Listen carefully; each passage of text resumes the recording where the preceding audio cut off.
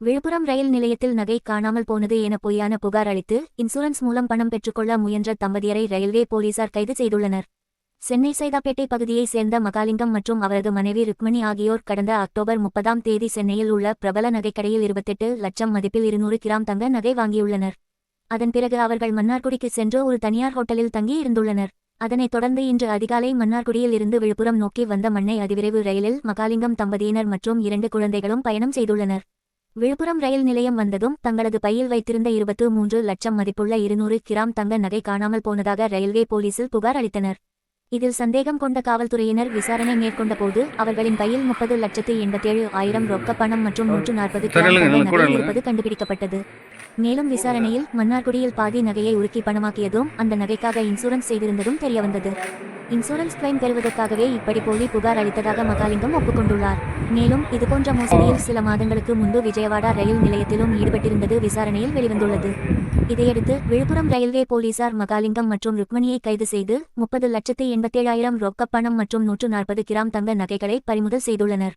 இந்த சம்பவம் ரயில் பயணிகளிடையே பரபரப்பை ஏற்படுத்தியுள்ளது. டிராவல் பண்ண ருக்குமணிங்கிறவங்க வந்து நைட்டு வந்து 3 மணிக்கு வந்து இங்கே விழுப்புரம் ரயில்வே காவல் நிலையத்தில் வந்து இறங்கி அங்கே உள்ள எஸ்ஐ முத்துச்செல்வத்திட்ட உமன் எஸ்ஐ முத்துச்செல்வத்திட்ட இந்த மாதிரி நான் S2 கோச்சில் வந்து ட்ராவல் பண்ணி வந்தவருக்குள்ளே வந்து நெல்லிக்குப்பம் பக்கத்தில் வரக்குள்ளே நான் வச்சுருந்த பேக்கை வந்து ஸ்நாச் பண்ணிட்டு போயிட்டாங்க. அதில் வந்து 200 கிராம் சுமார் 23 லட்சம் ரூபாய் வேல்யூ உள்ள 200 கிராம் நகைகள் வந்து வச்சுருந்தோம். அது வந்து இது இழுத்து போயிட்டாங்கன்னு சொல்லி கொடுத்ததன் அடிப்படையில் இமீடியட்டாக உடனே வந்து எஃப்ஐஆர் போட்டு அவங்கள வந்து விசாரிக்கக்குள்ள வந்து அவங்களுடைய விசாரிக்கக்குள்ள சந்தேகங்கள் இருந்தோடனே அவங்க வச்சுருந்த பேக்கு அவங்க வந்து ஆக்சுவலாக வந்து அவருடைய ஹஸ்பண்டு 2 குழந்தைங்களோட வந்து ட்ராவல் பண்ணி வராங்க. அவங்ககிட்ட கிட்டத்தட்ட ஒரு 4 பேக் எல்லாம் இருந்தோடனே அதெல்லாம் செக் பண்ணுறாங்க.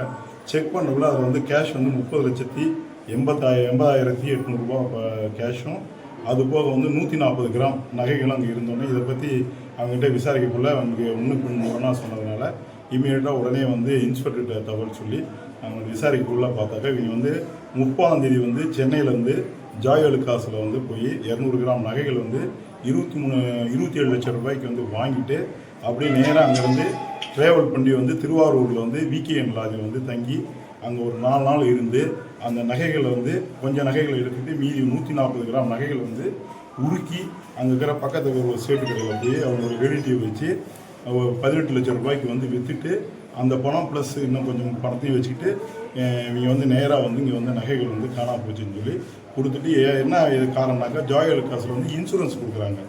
அதனால் வந்து இங்கே எஃப்ஐஆர் கொடுத்துட்டு அதுக்கப்புறம் 6 மந்த்ஸுக்குள்ளே கண்டுபிடிக்க முடியலனாக்கா நான் ட்ரேசபிள் சர்டிஃபிகேட் வாங்கிட்டு போய் கொடுத்தோமாக்க இந்த மாதிரி வந்து இன்சூரன்ஸ் கிடைக்குங்கிற எண்ணத்தில் வந்து இவங்க இந்த மாதிரி பண்ணிருக்காங்க. அப்புறம் அவங்களோட இதெல்லாம் எல்லாமே சர்ச் பண்ணி பார்க்கக்குள்ள ஏற்கனவே 4வது மாதத்தில் வந்து விஜயவாடா ரயில்வே போலீஸ் ஸ்டேஷனில் வந்து ஒரு புகார் கொடுத்து அங்கே வந்து ஒரு கம்ப்ளைண்ட் கொடுத்து அந்த கம்ப்ளைண்ட்டுக்கு வந்து 8வது மாதத்தில் வந்து நான் ட்ரேசபிள் சர்டிஃபிகேட்டும் வாங்கியிருக்காங்க. அந்த காப்பீஸ் எல்லாமே அவங்க எதுலேயே பேக்லேயே வச்சுருக்காங்க. அது போக அவங்களோட இதெல்லாம் பார்க்கக்குள்ள பாஸ்புக்ஸ் எல்லாம் நிறையா வச்சுருக்காங்க. அந்த பாஸ்புக்கில் ஸ்டேட் பேங்க்கில் வந்து ஒரு ஒரிஜினல் பாஸ்புக் இருக்கக்குள்ளேயே டூப்ளிகேட்டு போட்டு வாங்கி அது 2 பாஸ்புக் வச்சுருக்காங்க.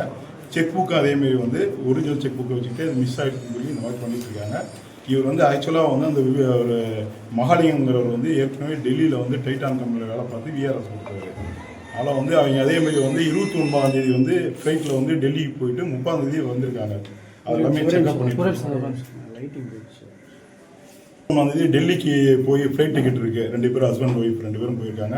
அதில் ருக்குமணிங்கிறது ஒரு மகாலிங்கங்கிறவர் அவர் வீட்டுக்காரு. அதனால் வந்து இது கொஞ்சம் இன்வெஸ்டிகேஷன் போயிட்டுருக்கு.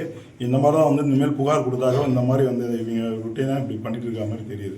அதனால் இனிமேல் வந்து புகார் கொடுத்தா கொஞ்சம் டீட்டெயிலாக விசாரித்தா இவ்வளோ தூரம் தெரியுது.